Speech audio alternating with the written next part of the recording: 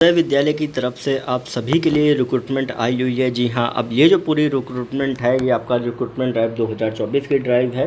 अब यहाँ पे ध्यान में रखने वाली बात है कि इसके पहले जो भी नवोदय वैकेंसी आती है उसमें बॉन्ड पेपर का जिक्र नहीं होता है, लेकिन अभी क्या है कि अभी बॉन्ड का जो जिक्र है वो कहीं ना कहीं आपका कर दिया गया है। अभी हम सारी चीज़ों के बारे में हम डिटेल में हम देखेंगे।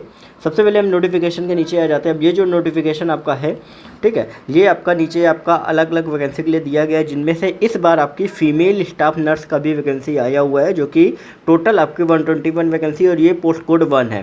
पोस्ट कोड 2 में एएसओ का वैकेंसी है, जिसमें टोटल 5 वैकेंसी है, पोस्ट कोड 2 हो गया। फिर ऑडिट असिस्टेंट का वैकेंसी है, इसमें टोटल 12 वैकेंसी हैं। जूनियर ट्रांसलेशन ऑफिसर हो गया, ठीक है, लीगल असिस्टेंट, स्टेनोग्राफर के लिए भी वैकेंसी है 23 है। लगभग हर साल इतनी ही वैकेंसी आपकी आती है। फिर आपका जूनियर सेक्रेटरीट असिस्टेंट, यहाँ पे टोटल अगर आप देखोगे तो ये ग्रुप सी की एचक्यू में है आपकी 21 वैकेंसी है।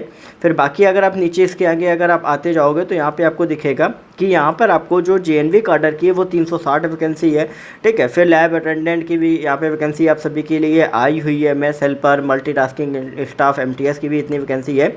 तो यहाँ पे अलग अलग पोस्ट कोड में 14 पोस्ट कोड में जो पूरा आपका आया हुआ है। यहाँ पे नीचे आपको एजुकेशनल क्वालिफिकेशन वगैरह आपको दे दी गई है। फीमेल स्टाफ नर्स का लेवल 7 का है, एएसओ का है लेवल 6 का है, ऑडिट असिस्टेंट का लेवल 6 का है, ठीक है। क्या क्या क्वालिफिकेशन, जैसे ऑडिट असिस्टेंट के लिए इन्होंने इस बार क्या कर दिया है कि बीकॉम आपके पास होना चाहिए। पहले क्या था, पहले कोई भी किसी भी फील्ड में किया हो, ठीक है। अभी क्या डिजायरेबल इन्होंने जो क्वालिफिकेशन कर दिया, पहले नहीं था अभी ये कर दिया है, ठीक है। अब इसमें क्या कर दिया कि बैचलर डिग्री होनी चाहिए, साथ में 3 साल का एक्सपीरियंस होना चाहिए एडमिनिस्ट्रेटिव फाइनेंशियल मैटर्स में, जो भी गवर्नमेंट सेंटर हो या अलग अलग उसमें आपने अगर आपने काम किया हुआ हो एएसओ की पोस्ट के लिए, ठीक है। फिर आपका जूनियर ट्रांसलेशन ऑफिसर में आपने मास्टर किया हुआ हिंदी से, ठीक है। फिर लीगल असिस्टेंट में आपने लॉस किया हुआ, स्टेनोग्राफर में 10+2 स्किल टेस्ट 80 वर्ड पर मिनट, जूनियर असिस्टेंट में आपके टाइपिंग वगैरह मांगी गई है।